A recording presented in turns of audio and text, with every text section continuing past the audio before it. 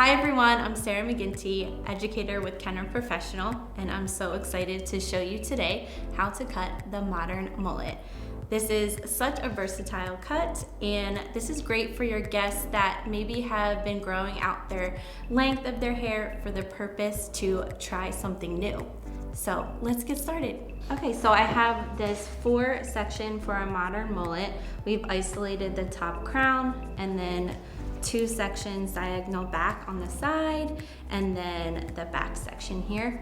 I'm going to start in the front fringe area, and I'm going to have a combination of razor and scissor work, but I'm going to take horizontal partings and bring everything forward to a stationary guide, which is going to build a lot of weight, but then we're going to build in lots of texture and movement throughout this cut. So let's get started.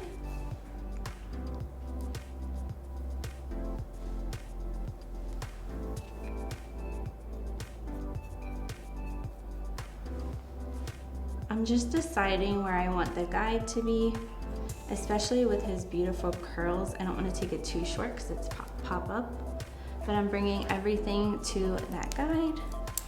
Also, I can rehydrate. You always want to make sure you rehydrate your canvas, especially when you're working with a razor.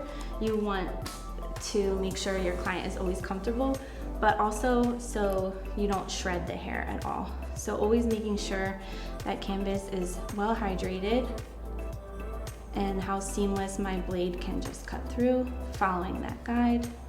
Also, my pro tip too, instead of water, you can elevate your service behind the chair by using our Platinum Pearl Detangler. So this is a conditioning milk, so I can use this simultaneously with water to rehydrate my canvas.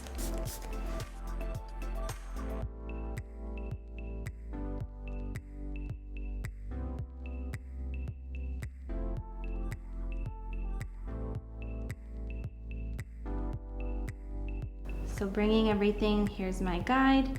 I'm going to cut on from the right to left. And when you're cutting with a razor, that's also the difference between a scissor and razor, is where the position of where you're cutting. So with razor, you have your guide here, and your guide is below your finger, and then you kind of have to move it out. Move it down. See how my fingers are moving down to meet that guide. I just cut the length, but look at all that nice texture. That work smarter, not harder. So less detail work or refining that I have to do because it's already built in. That texture is already built in. And then you just want to check for balance, going right in front of your client.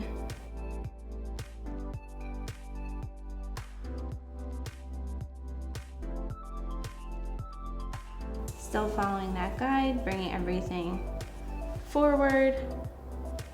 I'm having tension so I can hold and see my guide. Cut center to left.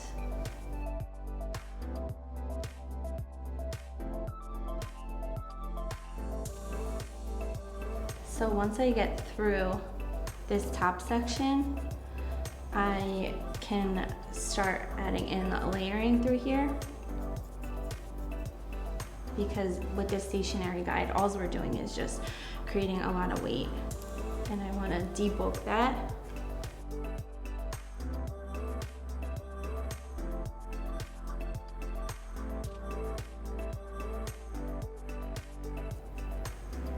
Also, what I love about the razor compared to a scissor is I can get that length in, but I'm also shattering that to add a lot of texture even in the length. Yeah, and because the razor is a 3D tool, like I can simultaneously cut this length here, which I'm just following that guide, but even you can see just how that gives just this awesome end result to the length. It's just an amazing tool because now I can, after I've established that guide, I'll go in and take subsections again. And my pro tip here is you're looking for any area that still looks opaque. And what I mean by that is I go back to this subsection here. I have lots of tension, bring it forward, and I'm looking for any areas that still look opaque. I'm gonna use the tip of my blade and cut perpendicular into it and just kind of notch into the hair to release some of that density, but not over layering it, kind of internal. So I'm bringing everything out. And what I'm looking for is any opaque areas that I can just notch into perpendicular. So I'm gonna come back to this section in the top and I will start to bring everything up and cut layer at 90 degrees. But first I'm going to go on the sides here and begin with my traveling guide. And this is the technique that I'm going to introduce, which is palm to palm. So I'm going to be using my scissors for this, and I'll explain the why behind why my finger position is really important, especially when we cut for a male that wants to keep strength in the parietal ridge here. I'm going to be cutting palm to palm so I can really keep that strength in my fingers and I don't accidentally curve over the round of his head, and that would be like a softer end result. So I'll introduce that too. So I'm just with scissor over comb, I'm just going to clean up his sideburns.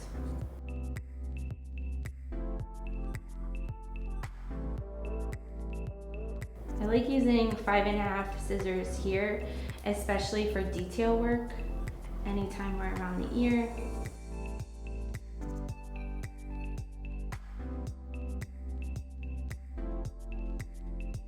See how nice that just cleaned up his sideburns a little bit, while still keeping it natural, because that's the end result we're going for.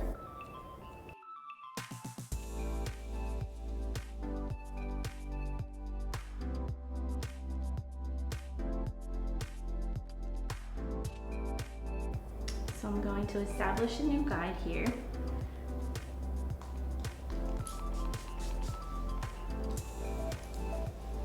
I'm just going to follow the curve of his sideburn.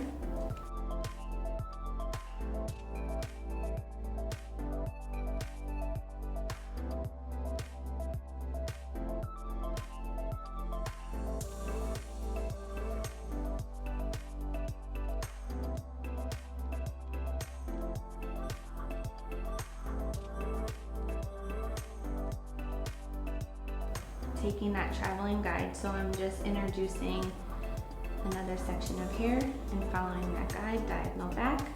And then as I work on the side of his head, this diagonal back, which is going to give like a nice soft end result, but then we're gonna pivot to be vertical, and that's where I'll start introducing the palm to palm technique.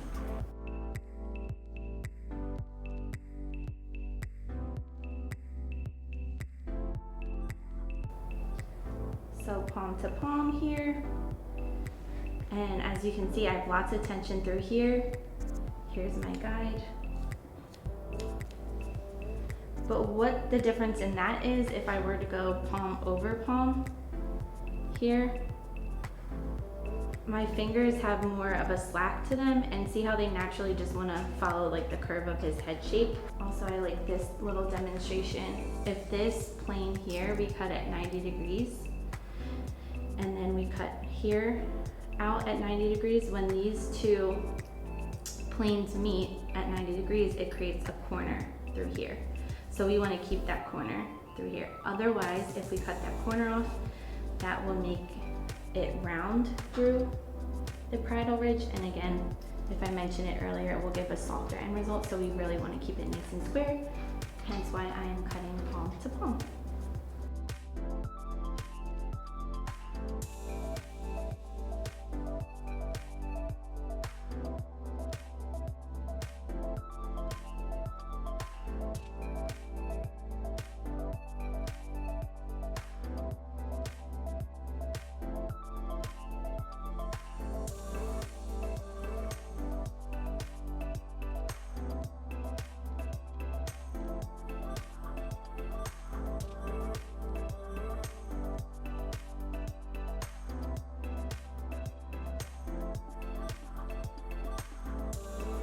And just cleaning that up, nice and easy.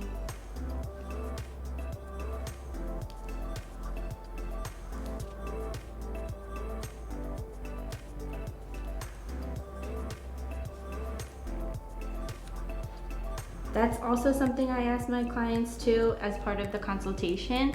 Are they going to, like, I love his 5 o'clock shadow, his beard here.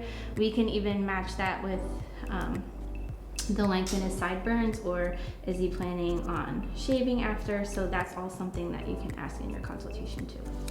So I am just repeating palm to palm, following my guide on the side here. I have started with diagonal back and pivoted to vertical, cutting palm to palm with a traveling guide. And I'm going to repeat these steps until we make it to the top. So now I'm just coming up through the top center, and I want to create some layering. So I've picked up a guide, a new guide, just bringing everything up 90 degrees. And instead of a horizontal cut, I'm going to point cut the length here, so I can mimic the texture that we build in with the razor. Again, the theme of this cut, lots of texture, lots of movement. So my guide here, and I'm just going to point cut through, bring up retention 90 degrees, point cut. Let's see how that falls. So see how that introduces, like, makes his texture pop up even more. I'm going to continue adding layering through the top by point cutting. So now I'm in the back section. I just wanted to speak to your subsections are going to determine your shape. So if I want to preserve length in the back for this modern mullet, then my subsections are going to be diagonal back, because when you bring that down, it pushes all that short hair in the front and preserves all this length in the back. So if you follow this diagonal back subsections and follow that all the way down to create your guide, you can see here how that maintains all this shortness through the sides, but then preserves all the length in the back. So if you ever want to preserve length in the back of your haircuts, cut diagonal back. He had a previous undercut here, so this first cut, I'm not going to actually be taking a lot of length off. I'm just cleaning it up, again, keeping with that point cut to maintain that texture.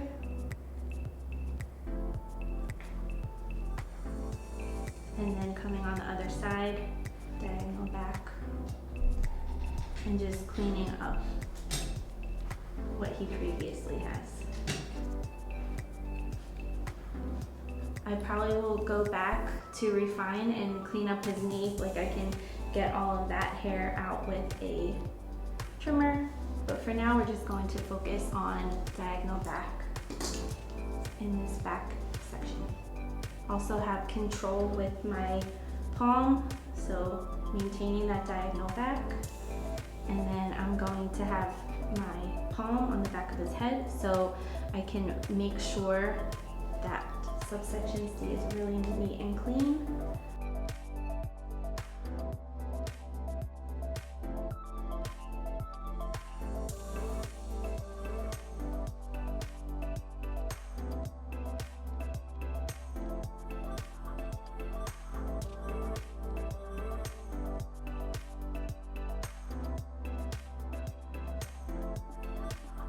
So now I'm still continuing up here, but I wanted to introduce back the razor, and I can take clean subsections, and basically I'm doing some channeling and adding some movement through the hair and texture. But my pro tip here is you still want to cut with lots of tension, making sure your canvas is hydrated. You don't want any shredding, but I'm just looking for any areas that still look opaque that I can point cut through with the tip of my blade in a perpendicular into the hair.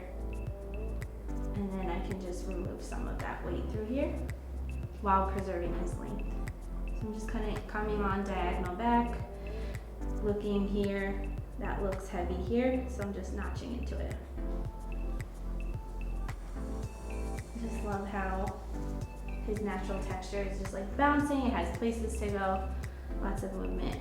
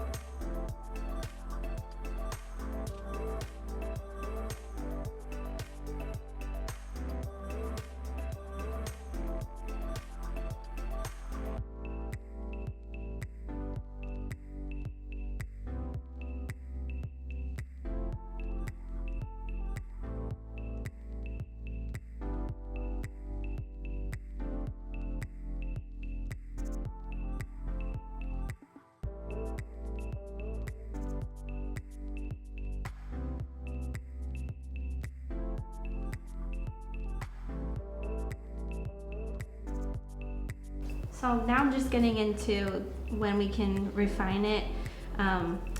As his hair is drying, I just wanted to take his sides in a little tighter just so we can really hone in on the shape of the mullet.